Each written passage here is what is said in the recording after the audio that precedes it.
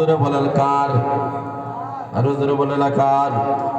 আল্লাহ রাব্বুল আলামিন বলেন নবী গো এই কোরআনটা আমি আল্লাহ নাযিল করেছি আর কিয়ামত পর্যন্ত কোরআনের হেফাজতের দায়িত্ব আমি আল্লাহ গ্রহণ করে নিলাম। ইল্লা নাহনু নাযালনা যিকরা ওয়া ইল্লা লাহু লাহাফিজুন।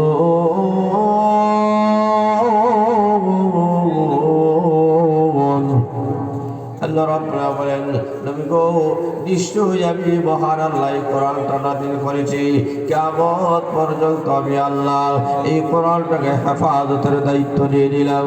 নবী গো বেঈমান কাফেরদের কাছে আপনি কোরআনের আওয়াজ তুলে ধরুন, ওরা আপনাকে মানে না, আমার কোরআন মানে না, আমার কোরআনটাকে বিশ্বাস করতে চায় না, এটা যে আমি মহান আল্লাহর কালাম। আল্লাহ ডাক দিয়ে বলেন নবী গো আপনি দাউতি মিশন বন্ধ করবেন না, দাউতি মিশন আপনি নবীজি চালাইয়া দেন। আল্লাহ নবী বিশ্বনবী রাহমাত নবী দাওয়াতি মিশন চালাইয়া যাওয়া শুরু করেছেন, কিন্তু কাফেরেরা নবীকে গ্রহণ করে না। আল্লাহ নবীকে যখন পাগল বলে যখন গালি দেওয়া শুরু করে দিয়েছিল, কারণ আল্লাহ রাব্বুল আলামিন বলেন আমার নবীজি বেঈমান কাফেরেরা আমি আহকামুল হাকিমকে গালি দে, আমি আল্লাহকে গালি দিবে, আমি আল্লাহ সম্পর্কে কোনো কথা বলবে, আমি আল্লাহ বরদাস্ত করতে পারি, আমি আকাশের মালিক বরদাস্ত করতে পারি। কেন? কারণ আমি আল্লাহ আমার বান্দাদেরকে বানাইয়াছি। কারণ আল্লাহ রাব্বুল আলামিন এই সাত আসমান সাত জমিন যে আল্লাহ সৃষ্টি করেছেন সবগুলা অটোমেটিক হয়ে গেছে। আল্লাহ শুধুমাত্র বলেছেন কুল ফায়াকুন, আল্লাহ বলেছেন হও, মুহূর্তের ভিতরে সবগুলা হয়ে গেছে।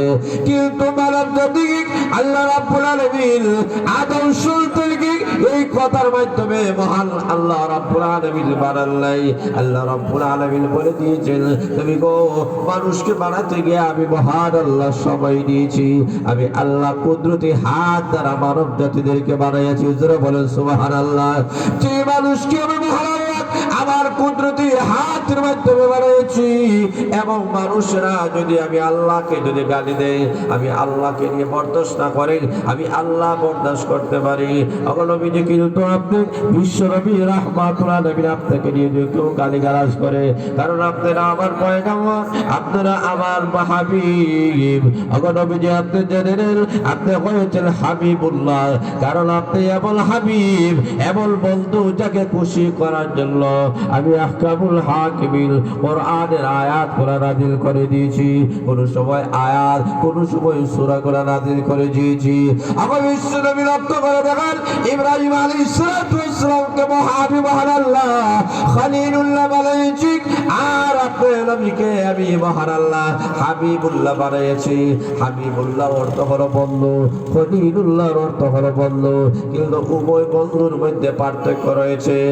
খলিলুল্লাহ ওই বন্ধুকে বলা হয় এই বন্ধু আমি আহকামুল হাকিমকে খুশি করার জন্য, আমি আল্লাহকে খুশি করার জন্য সব কিছু করেছে। আর আপনি জানেন হাবিবুল্লাহ হলো সেই বন্ধু যেই বন্ধুটাকে আমি আল্লাহ খুশি করার জন্য সবগুলো আমি আল্লাহ করে দিয়েছি। আবার নবীজি আপনাকে কেউ গালি দেবে, কেউ আঘাত করবে, আমি আকাশের মালিক কখনো বরদাস্ত করতে পারি না। যখনই যে মুহূর্তে আপনি বিশ্বনবীকে কোনো বেঈমান কাফেররা গালি দিয়েছে, আঘাত করেছে, তখনই আমি মহান আল্লাহ সঙ্গে সঙ্গে কোরআনের আয়াত নাযিল করে তাদের দাঁত ভাঙা আমি আল্লাহ জবাব দান করে দিয়েছি। আল্লাহ রাব্বুল আলামিন বলেন নবী গো কেমন ভাবে লক্ষ্য করে দেখেন, যখনই আপনি ইসলামের দাওয়াত দেওয়া শুরু করেছেন কাফেরেরা আপনাকে বিশেষ করে আস ইবনে ওয়াইল আপনাকে নির্বংশ বলে গালি দেয়, আত্মর বলে গালি দিয়েছে। আমার বিশ্বনবী আপনার ছেলে সুলতান দুনিয়াতে না বাঁচার কারণে আস ইবনে ওয়াইল আপনাকে আত্মর বলে গালি দেয়। আমার নবীজি ঠিক সেই মুহূর্তে আমি মহান আল্লাহ আস ইবনে ওয়াইলের দাঁত ভাঙা জবাব দিয়া আমি মহান আল্লাহ সূরা কাউসার নাযিল করে দিলাম। আমি বললাম ইল্লা আতাইনাকাল কাউসার, নবী গো আমি আল্লাহ আপনার মধ্যে কাউসার নাযিল করলাম। আমি তাদের দাঁত ভাঙা জবাব দিলাম, আমার বিশ্বনবী আপনার কাছে ওহী নাযিল হওয়ার পরে ফলদিন আমি ওহী বন্ধ রেখেছিলাম। এই কারণে বেঈমান কাফেররা অপপ্রচার শুরু করে দিল যে মুহাম্মদের কাছে যেই লোকটা আসতো, যে জিবরাইল আসতো, জিবরাইল যেহেতু আসে না, এতে বোঝা গেল মহান আল্লাহ তাকে ভুলে গেছেন, মহান আল্লাহ তাকে ছেড়ে দিয়েছেন, মহান আল্লাহ তার প্রতি রাগান্বিত হয়ে গেছেন। আল্লাহ রাব্বুল আলামিন বলেন তখনই আমি মহান আল্লাহ বেঈমান কাফিরদের দাঁত ভাঙা দিয়া জবাব দিয়ে আমি মহান আল্লাহ সূরাতুদ দুহা নাযিল করে দিলাম। জোরে বলেন আল্লাহু আকবার। আল্লাহ রাব্বুল আলামিন বলেন সূরাতুদ দুহা নাযিল করে আমি আল্লাহ তাদের দাঁত ভাঙা আমি আল্লাহ জবাব দিলাম। ঠিক তেমনি ভাবে আমার নবীজি যখনই বেঈমান কাফেররা আপনাকে গালি দিয়েছে, আপনাকে বরদাস্ত করতে পারে না, আপনার নামটা মুছে ফেলতে চেয়েছে, হুদাইবিয়ার সন্ধির সময় আপনার নাম থেকে মুহাম্মদুর রাসূলুল্লাহ, মুহাম্মদুর সাথে রাসূলুল্লাহ যখন তারা মিটাইয়া ছিল, আমি আহকামুল হাকিমিন তখন বরদাস্ত করি নাই। আমি মহান আল্লাহ আবার 30 পারা কোরআনের মধ্যে আমি আল্লাহ আয়াত নাযিল করে জানা দিলাম মুহাম্মদুর রাসূলুল্লাহ, আমি আল্লাহ কোরআনের আয়াত হিসাবে ঢুকাইয়া দিলাম।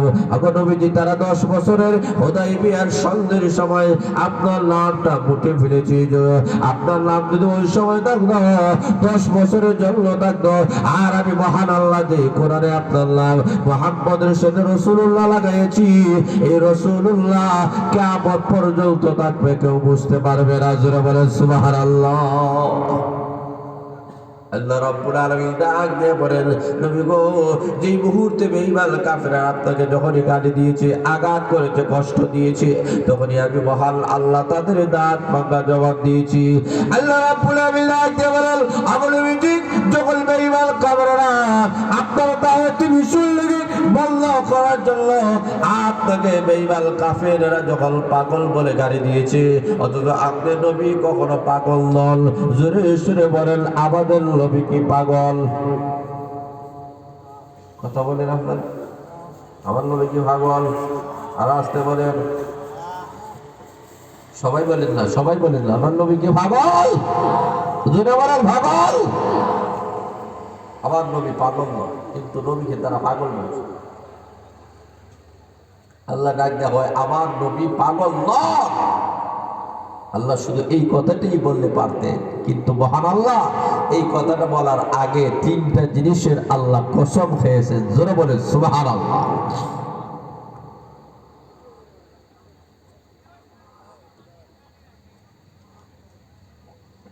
3টা জিনিসের আল্লাহ কসম খেয়েছেন।